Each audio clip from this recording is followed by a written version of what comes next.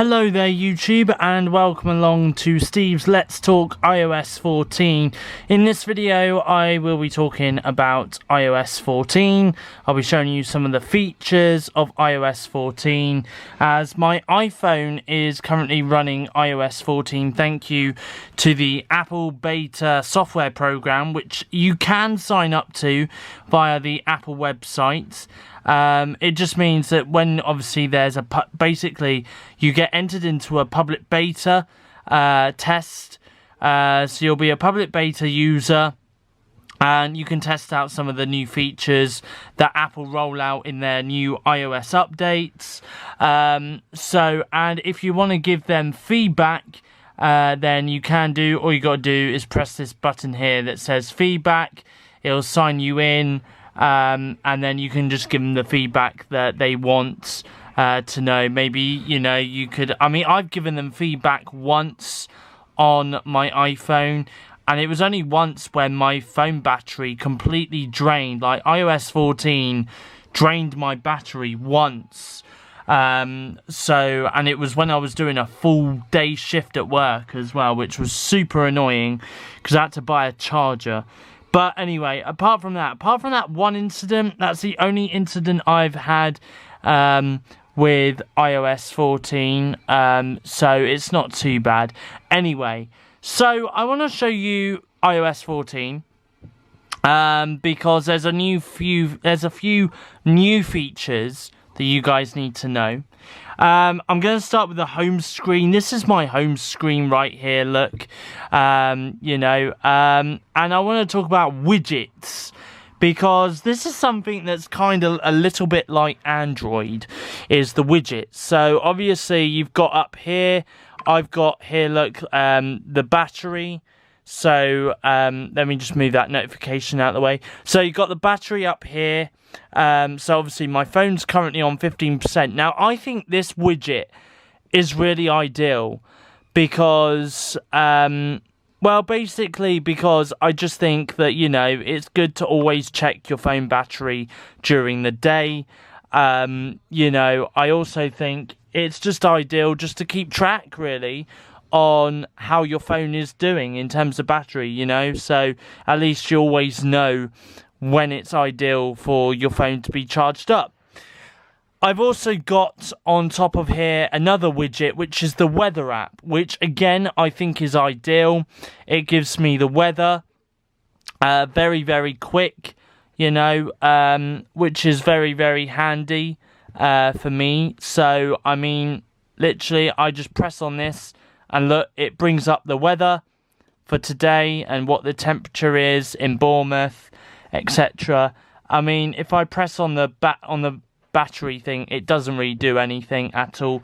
But you're probably wondering, how do you get the widgets? Well, if you slide across, here we go, look. So obviously you've got recent highlights, which you can stick on your phone screen. So if I was to take this one, right, and then I could literally just move it. So I could move that there, look. So now I can always see some of my recent highlights, photos. Look, there's a good selfie of me there. So there's that. Also as well, what else have you got? You've also got your calendar as well. So you can obviously have that on your phone, home screen as well. So you can literally just bring that out. And you can stick that there, look. There we go. So you always know what's on your calendar, on what date. And then you've also got other things as well. So you've got like your screen time as well. So you can always check to see how much time you've been using your phone for. So again, you can edit your home screen. You can take this one out and you can literally just stick that there. There we go. And now you know how long you've been using your phone for, what interactions you've had on your phone. So with me, I've had Twitter, Snapchat, Instagram, Facebook. So there we go. So there is that as well. So it's also a good thing to kind of keep track on how much screen time you've got using on your phone and stuff. So really awesome thing. You've also got other widgets as well which you can add. You've got like a shortcut to Snapchat. You've got shortcuts to WhatsApp as well, so you can easily message people on WhatsApp very, very quickly. You've also got a widget to look at like some of the markets in terms of the businesses globally. You know, you've got all sorts. You've got, it's gone into stocks. You've also got the maps as well. You've got news stories, which you can have as well on your home screen. And you've got kind of guides as well on like tips and tricks on how to use your iPhone or iPad, etc., etc. So that's some of the features there. So there we go. Also as well, what I'm going to do is if I keep on scrolling, this is brand new. One sec. Didn't want that. This is brand new. This is brand new. So this is called App Library. So what it does is it brings you various folders of apps. Okay. So you've got, for example, suggestions. If I can actually get into the folder. Oh, okay. I don't think you can actually open the folder. I don't think. But you got suggestions. So for me, my suggested apps are Twitter, TikTok, Facebook Messenger, and WhatsApp. You've got recently added as well. So these are the apps that I've recently added to my iPhone. So obviously there's the Bournemouth Christchurch Pool Beach Check app. There's McDonald's I can see there as well. You got all your social medias in one place. So you got Snapchat, Facebook, Instagram, Twitter, WhatsApp, Facebook Messenger, and TikTok. You got the utilities stuff as well. So Safari, the clock, the settings, the calculators on there as well. The compass is on there. You got entertainment. So Apple Music, YouTube, Disney Plus, Netflix, Prime Video, App Store, BritBox. You got health and fitness, so that's like my health app and stuff. You've got lifestyles, so Amazon, Deliveroo, the Weatherspoons app is on there. You got reference and reading, so weather, maps, translate, which I'm going to come on to in a few moments. And that's pretty much it. So that's kind of your app library, which is pretty cool. Now, I do also want to turn to another app, which I just mentioned, which is called Translate. Now, this is a brand new app. It does come pre-installed on iOS 14. And basically what you do is you just literally, you can translate anything from English UK to Spanish, for example.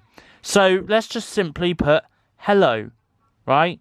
And it will come up with the word in Spanish, which is hola, and you can even play it as well. Hola.